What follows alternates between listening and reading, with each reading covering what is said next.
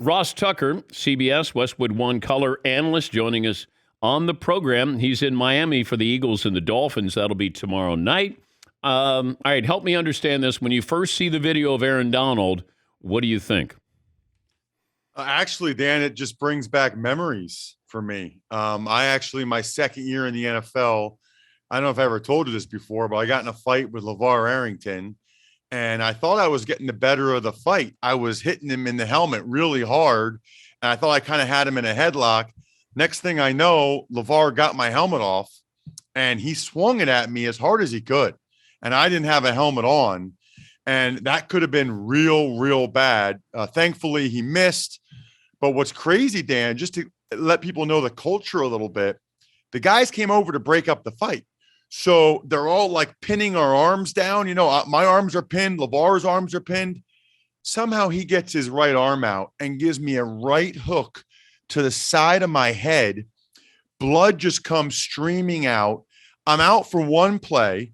My offensive line coach is mad at me because I lost the fight. I go back into practice. The whole rest of practice, I just have red blood coming down from my ear. I go in after practice. I'm 23 years old, Dan, and they put 3 stitches in the top of my ear because he split the top of my ear. Put 3 stitches in. They x-rayed my hand. My hand was so bruised from punching his helmet, they thought I might have broke my hand.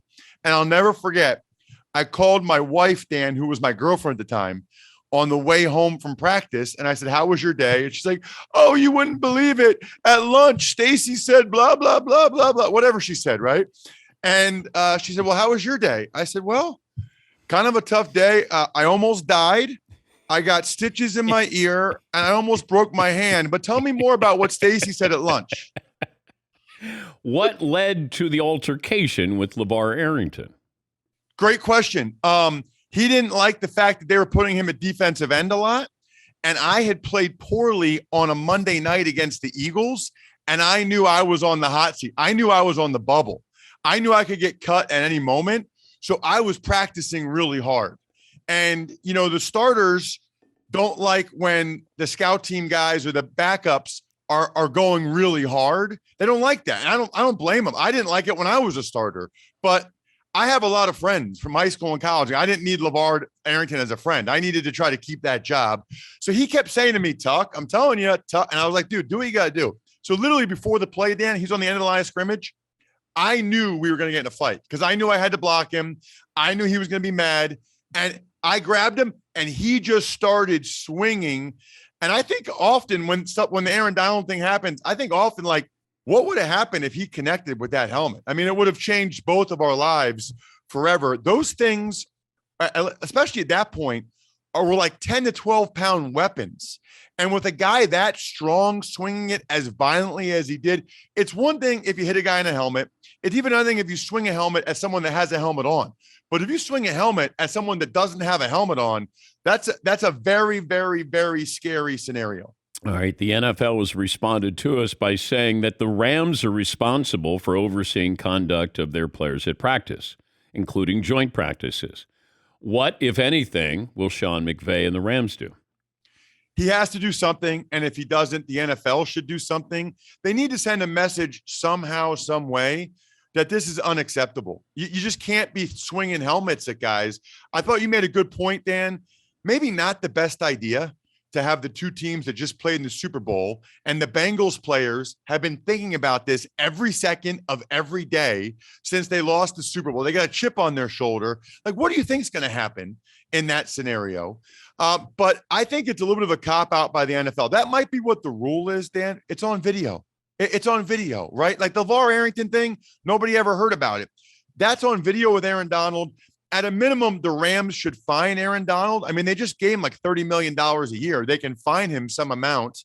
Or, you know, maybe they'll do something, Dan, where they suspend him for next week of practice when they don't really need him to practice anyway. He doesn't feel like practicing.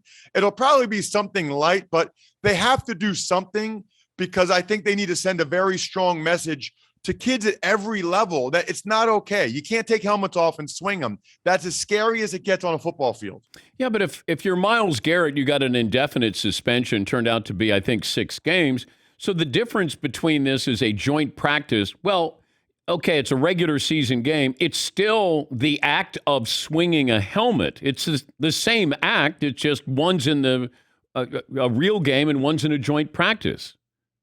In fairness to the NFL, this might happen other times, Dan. We just don't see it, because it's not a joint practice, or it's not when the cameras are on for the news outlets. And obviously, if it's just the team, they're not going to let anybody know about it. So I understand the perspective of we can't be policing what happens in practice because we don't see what happens in every practice. But you know how this happens behind the scenes, Dan. The NFL is going to say something to the Rams like, you got to do something to him. You have to do something to him.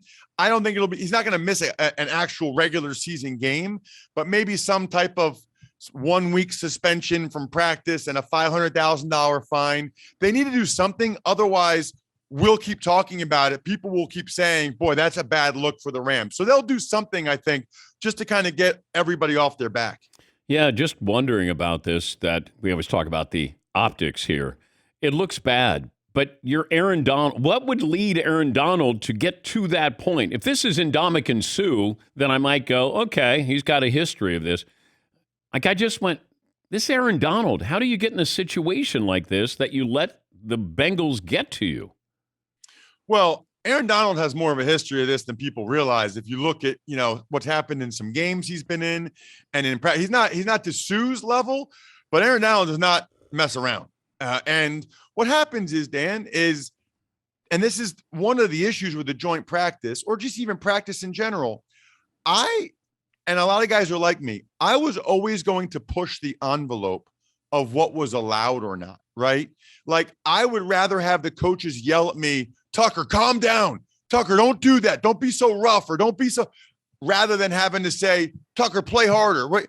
If the coaches are telling you to relax or calm down, That's a good thing. So I can tell you right now what happened.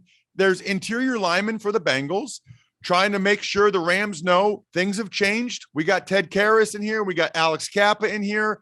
We've got some new linemen, La'el Collins, and I think they probably did something that Donald thought went over the line, whether it was dirty, whether it was late. Donald wasn't happy about it, and he lost his cool because he's thinking, this is my livelihood, and these guys are trying to beat the you-know-what out of me in a practice. It happens, not the swinging of the helmets doesn't happen a lot, but that level of frustration happens a lot. Talking to Ross Tucker, CBS, Westwood One color analyst, former NFL player, and host of the Ross Tucker Football Podcast. He is in Miami. He's got the Eagles and the Dolphins. That's tomorrow night. Are the Dolphins going to be healthy enough to field a team? Boy, I hope so. Yeah, I got down here yesterday. I flew down yesterday, Dan. I go to the joint practice, and there's no Dolphins. So I think I went to the first ever Eagles-only practice at the Miami Dolphins facility in NFL history, I'm guessing. By the way, can I just ask you something? How do people live down here?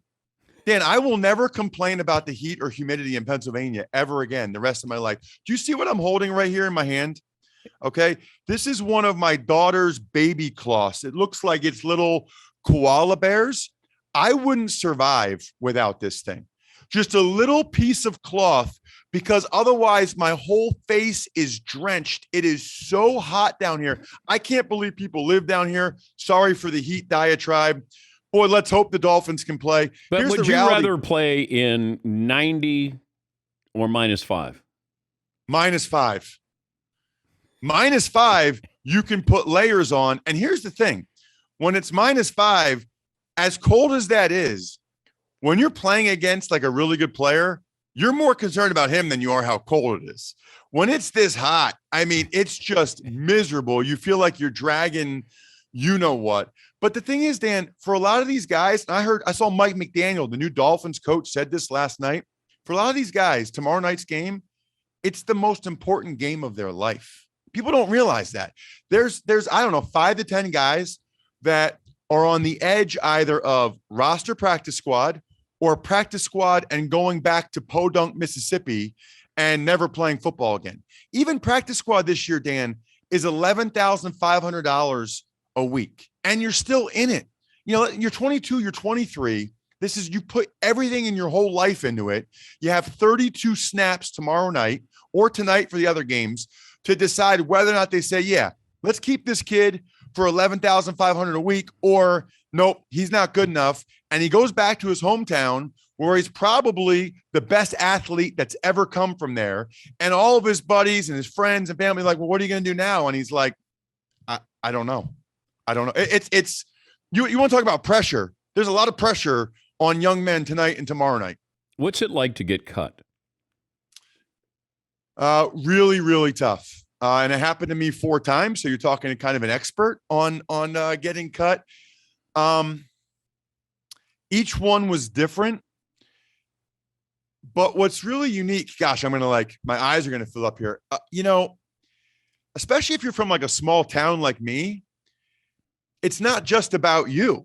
It's like you feel like not only did you let yourself down, but you let all the people that live vicariously through you down. And it makes it really hard, really hard. Because the other thing, too, is for a lot of these guys, you know how there's always those guys, Dan, that are like, I'm so much more than just a football player. Football is what I do, but it's not who I am. I was never like that. I am a football player. I'm a football meathead. I'm an Ivy League football Vanderbeek meathead or whatever they call me, okay? I like that people said there's Ross Tucker, the football player. I liked that was my identity. So when I was cut and I knew I was really done, that took a lot out of me. I just went crazy, Dan. I went from 310 to 248 in like 4 months because I had so much anxiety, mental issues. I just poured myself into losing weight because I was no longer the football player. I was no longer, if I go somewhere, hey, there's Ross Tucker, the football player. And I felt like I had lost my identity. And for a lot of these guys, that's what they lose. It's what they've been doing since they were little. It's what everyone's always known as. And then this isn't golf. This isn't tennis. This isn't basketball. You can't ever play it again. Once it's over, it's over. It's a light switch and the light never comes back on. And you bring up a great point. It's your identity. It's been your identity for 15, 20 years. Small town. Oh, man, he's really good. Oh, he's going to play next level. Oh, he's going to play in the NFL. And then when you get cut, you come back home, and then you have to answer to those people saying, what happened? I almost wish when I went back that I had a T-shirt that said, thanks, not sure yet. I'll let you know. You know what I mean? Because everybody's like, and honestly, it's so weird, Dan, because every time you go back to your hometown, people are always like, hey, Ross, what's up, man? I saw you on TV. Hey, Ross, how you doing? But after you get cut, they don't know how to act, Dan. They don't know what to say. What do you say to the guy that you've always been like, hey, Ross, it's awesome. But then he just got fired and like, you don't know. It's like a series of awkward interactions. But do you cry right away when you get cut? Is it okay to cry when you get cut? I think it is okay to cry when you get cut. I'm trying to think. The first time I got cut, I was upset just because it was the first time. The second time it was Parcells, and I was just shocked. The third time it was the Bills, and I called my best friend, and I cried because I had just gotten married. And my wife had left her job on Wall Street in New York to move with me in Buffalo. So here I am. I just got married in May. It's August. And now me getting cut was not only affecting my life, it was affecting, my favorite person, my wife's life. And I called my best friend and I really, that one really hurt because I felt like me getting hurt or whatever was ruining somebody else's life or was adversely affecting the life of someone that I love. It's a lot, man. It's heavy. Dan, I didn't know you were going to ask me all this stuff, man. Well, it's good to talk to you as always. Always. Thank you so much for having me. All right. And have fun in Miami. Don't go outside. Just stay inside. I have to go to the walk. I got to go to the Eagles walkthrough right now, but I got my koala bear piece of cloth. I'll be good. Is there pollen in the air? Your eyes are all red. No, it's just the sun. Is that what it is? You're not going to cry, are you?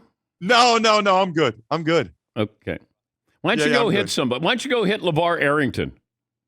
I would love to. That's the beauty of football is if you're frustrated or upset, you just take it out on somebody. If you saw LeVar Arrington, would you say anything? Oh, I've seen about him the since moment. then. But okay, Oh yeah, no, I've told this story before, like on my show and stuff. He knows I talk about it, and he's always like, "Talk," because it's not a good look for him. But it's okay. We're actually friends. It's Okay. fine. All right. Honestly, now it's just a good story. but is there somebody, if you saw them, you'd want to hit them? Yeah, but it's not a football guy. It's Ross from Friends, because what he did to the name, David Schwimmer, the actor, just being such a dweeb. Just he ruined. I mean, I was in high school, Dan, when Friends was popular, Oh, no. and he was like, Rachel, why don't you like me?" He's the only actor that like I legitimately want to punch the guy in the face. I know it's not really him, but just because of what he did to the esteemed name that is Ross, I kind of want to punch him in the face. Yeah, but sorry, David, but he got Jennifer Aniston. not really. Wait, Did he get her at the end? I don't remember. Well, he could have. I think that they actually had a mutual attraction for each other. He just seemed like such a sniveling, Rachel, why don't you like me? It's like, dude, that's why she doesn't like you.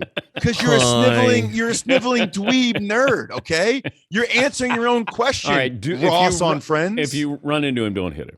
All right. I won't, but I might have words with him at least. Okay. Thank you, Ross. See you guys. Yeah. Do you think Ross from Friends looks at Ross Tucker and goes, "Oh man, that meathead, he ruined my life"? Like, he's not sensitive, Well, no, he is. He was crying today.